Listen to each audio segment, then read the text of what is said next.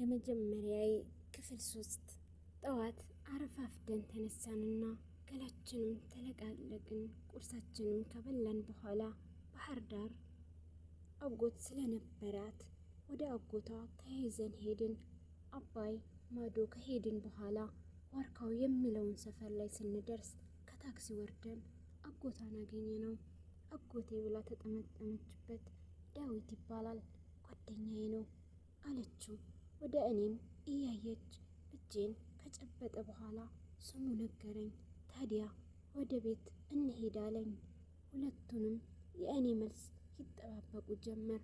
ቤት መሄድ ይኖርብኛል አልኩ። የጽዮንም አይን እያየው እንደማኩረፍ አለች። በቃ እንደዋወላለን አለችኝና ከአጎቷ ጋር ተያይዛ ሄዱ። ትንሽ እንደተራመኩ እያየችኝ ይሆን ብዬ ስዞር እውነት አይኗን እኔ ጋር ነበር። ቀኑን ሙሉ ሀሳቤን ተቆጣጥራዋ መሸች። አእምሮዬም ለአፍታ እንኳን ስለ እሷ ማሰብ ሊያቆም አልቻለም። አመሻሽ ደወልኩላት አንድ ነገር ልነግራት። ሀሎ ጽዮን እንዴት ነሽ አልኳት። ዴቭ እንዴት ነህ? ደህና ነኝ። ውሎ እንዴት ነበር አልኳት። ውሎ አሪፍ ነበር። አንተስ ጋር? እኔ ጋርማ ውሎ ብቻ ሳይሆን ገና ካወቅኩሽ ቀን አንስቶ አሪፍ ነበር አልኳት። ሳቀችብኝ። የጆሮ ሱስ ይሆን? ሳቋን ጆሮዬ ላይ ለቀቀችው። ስቃ እስክትጨርስ እኔም ፈገግ ብዬ ቆየሁና በጣም እኮ ነው የማፈቅርሽ ጽዮን፣ የመጀመሪያዬም የመጨረሻዬም እንድትሆኚ ነው የምፈልገው አልኳት። እኔም አፈቅርሃለሁ ዴቪዬ፣ እንዴት ደስ አለኝ። መቼ ነው ወደ ቤተሰብ የምትሄጂው ስላት፣ ከነገ ወዲያ አለችኝ። ስለዚህ ነገ እንገናኛለን ማለት ነው ስላት፣ አዎ እንገናኛለን አለች።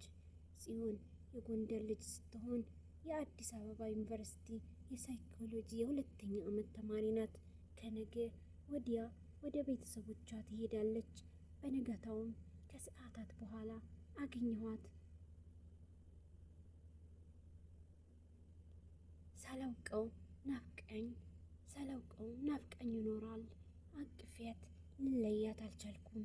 ከመገናኘታችን በፊት ገና ከአዲስ አበባ ሳትመጣ እኔ ጋ ስትመጪ ጣና ደሴ ላይ ያለውን የደብረ ማርያም ገዳምን አብሬ በጀልባን ሂደን እንጎበኛለን ብዬ ቃል ገብቼላት ስለነበር ጊዮርጊስ ላይ ስንደርስ ከታክሲ ወርደን እና ወደ ጣና ይዣት ገባሁ።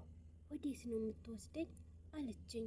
ጣና ዳር ተኮልኩለው ተሳፋሪ ወደሚጠባበቁበት ጀልባ እየወሰድኳት እያለ ወደ ደብረ ብርሃን ማርያም ገዳም አብረን እንሄዳለን ብዬሽ አይደል አልኳት። እኔ አልሄድም አለችኝና ቆመች። ምን ደስ ይለኛል ብለሽ አልነበረም? ልስቅ ዳርዳር እያልኩ አይ እኔ ፈራሁ፣ በጀልባ ሄጄ አላውቅም አለችኝ። እኔ እኮ አብሬሻለሁኝ፣ ላደፋፍራት ፈልጌ ነበር። ቆመን ብዙ ከተከራከረን በኋላ እሺ አለችኝና ጀልባው ላይ ወጣን። እሷም እኔ ብቻ ከገባች በኋላ ግን ልትፈራ አልቻለችም። ቦረቀች። በጣም ደስ አላት። ጮኸንም፣ ማንም ግን አይሰማንም። ከጀልባው ቀዛፊ ውጪ ስንጮህና ስንቦርቅ ያየን ሰው እብድ ናቸው ማለቱም አይቀርም።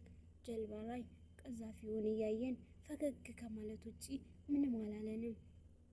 መሄዳችንም ሳናቆም ገዳም ደረስን። እናም ከጎበኘን በኋላ ፊታችን ወደ ተነሳበት አዞርን።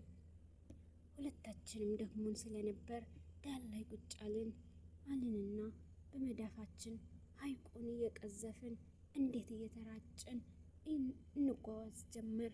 ጽዮን ብድግ አለችና ከጀልባ ኋላ ጫፍ ላይ ቆመች። አይኗም ጣና ላይ ተክላን አንድ መልስ እንደሚሰጣት ሁሉ አፍጣበት ቆመች። ንጹሕ ፀጉሯን ከአናቷ ሊነቅለው ደረሰ። ዘንፋላ ፀጉሯን ከዓይኗ ላይ አንሳፈፈው። ቀስ ብዬም ተነሳሁና ከኋላዋ አቀፍኳት። ዞራ አላየችኝም። ጣና በጥልቀት እያየች ጸጥ አለች። ዝምታዋ ግራ ቢያጋባኝም ተመስጣ ነው ብዬ ዝም አልኩኝ። ስትቦርቅና ስትስቅ የቆየችውን ልጅ ጸጥ ብላ ቆየችና ዴቭ አለችኝ ትክስ ባለ ድምፅ። ወይ ጽዮንዬ አልኳት። አንተ እኮ በጣም ጥሩ ሰው ነው አለችኝ። አይኗም ከሐይቋ ሳይነቀል አንዳች ነገር ሰውነቴን ውርር ያረገኝ መሰለኝ። እንዴት አልኳት። በዝርዝር እንድትነግረኝ ፈልጌ። ሁሌም አድርግልኝ የምልህን ሁሉ ታደርግልኛለህ። ቃል የገባህልኝ ነገር አጥፋ አታውቅም። ልክ ነበረች አንድ ቀን ይህንን አድርግልኝ ብላኝ ከልክያት አላውቅም። ስለማፈቅርሽ እኮ ነው አልኳት። ፈገግ ብላ ዞረችና በጣም እድለኛ ነኝ ማለት ነው አለችኝ አይኔን እያየች። እኔም ቀጠልኩኝ። ከምንም በላይ እድለኛ ነኝ። ሳይታወቀኝ ከንፈሬ ከከንፈሯ ጋር ተጣብቆ ኖሯል። ውረዱ ደርሳችኋል የሚል ድምፅ ተሰማን። ስንዞር ደርሰን ጀልባዋም ቆማለች። ከምን ደረስን? ይገርማል። አቤት ፍጥነቱ ሰዓቱ አንዳንዴ ይቀጥላል። ውድና የተከበራችሁ የቻናሌ ቤተሰቦች እንኳን በደህና መጣችሁ። ለዩቲዩብ ቻናሌ አዲስ ስለሆናችሁ ሰብስክራይብ ማድረግ እንዳትረሱ። አዳዲስ ቪዲዮዎችን ስለቅላችሁ የደወል ምልክቷን በመጫን ስለቅላችሁ ወደ እናንተ ቶሎ እንዲደርስላችሁ የደወል ምልክቷን መጫን እንዳትረሱ። ውድ ቤተሰቦቼ ለዛሬ የነበረን ቆይታ ይህ ነበረ። ቀጣዩን ክፍል በጉጉት እንድለቅላችሁ ሰብስክራይብ፣ ሼር እያደረጋችሁ እንድታበረታቱኝ እፈልጋለሁ። ውድ ቤተሰቦቼ ለዛሬ የነበረን ቆይታ ይህ ነበረ። አመሰግናለሁ።